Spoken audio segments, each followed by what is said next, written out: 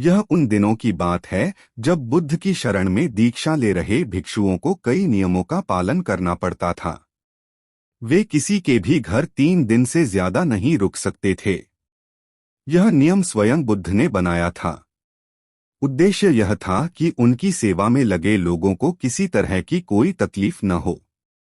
बुद्ध और उनके भिक्षु जब यात्राओं पर निकलते थे तो वे रास्ते में आने वाले गरीब घरों में ही शरण लेते थे। वे इन घरों में अधिकतम 3 दिनों तक रुक सकते थे।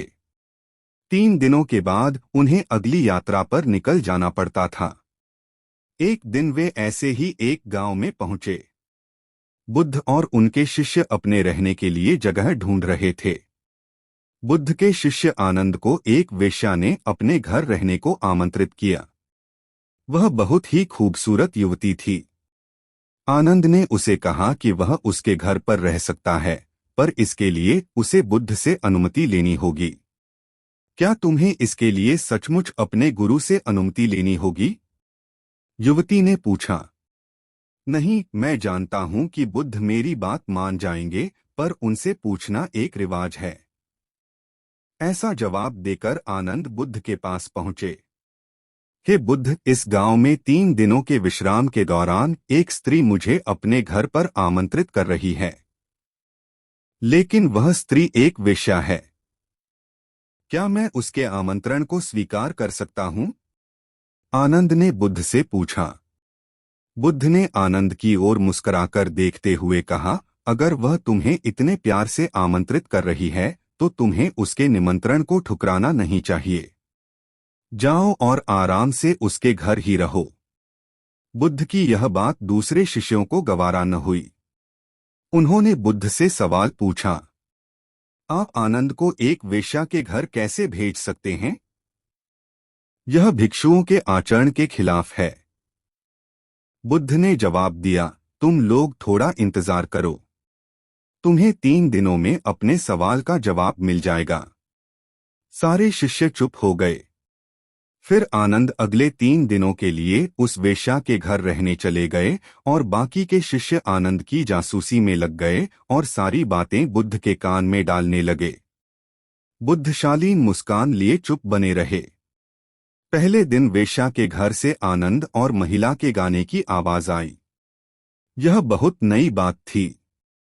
एक भिक्षु का वेश्या के साथ यूं गाना गाना। शिष्यों ने कहा, बस यह तो गया। पर दूसरे दिन घर से गाने के साथ नाचने की भी आवाजें आने लगीं। अब सारे शिष्य एक स्वर में कहने लगे, अब तो यह पक्का ही गया। तीसरे दिन तो सचमुच ही उन्होंने खिड़की से आनंद और उस महिला को नाचते गाते देख लिया। सबका यह अनुमान था कि आनंद इतनी मौज में है तो वह भिक्षुओं के साथ आगे की यात्रा पर नहीं आएगा। अगले दिन सभी भिक्षु कानाफूसियों के बीच चौक पर जमा हुए। सभी ने आनंद के आने की उम्मीद छोड़ दी थी। सभी सोच रहे थे कि वह इतनी सुंदर स्त्री का साथ छोड़ भिक्षुओं के साथ क्यों आएगा। परंतु तभी सबने आनंद को एक सुंदर स्त्री के साथ अपनी ओर आते देखा। वह सुंदर स्त्री एक महिला भिक्षुक का रूप धरे हुए थी।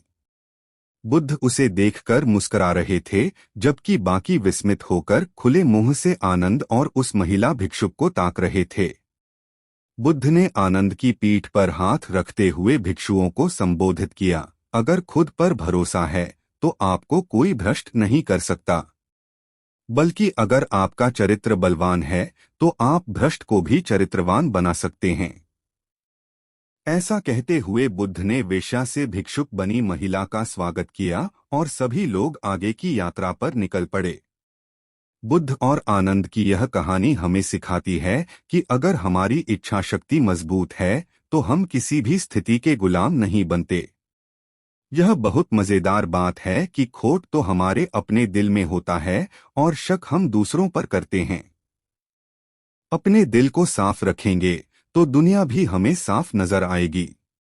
किसी किताब को कभी उसके कवर से न आंकिए। इस बात को समझ लें कि हम अगर पारदर्शी जीवन जिएं तो हमें किसी कवर की कभी जरूरत ही नहीं पड़ेगी।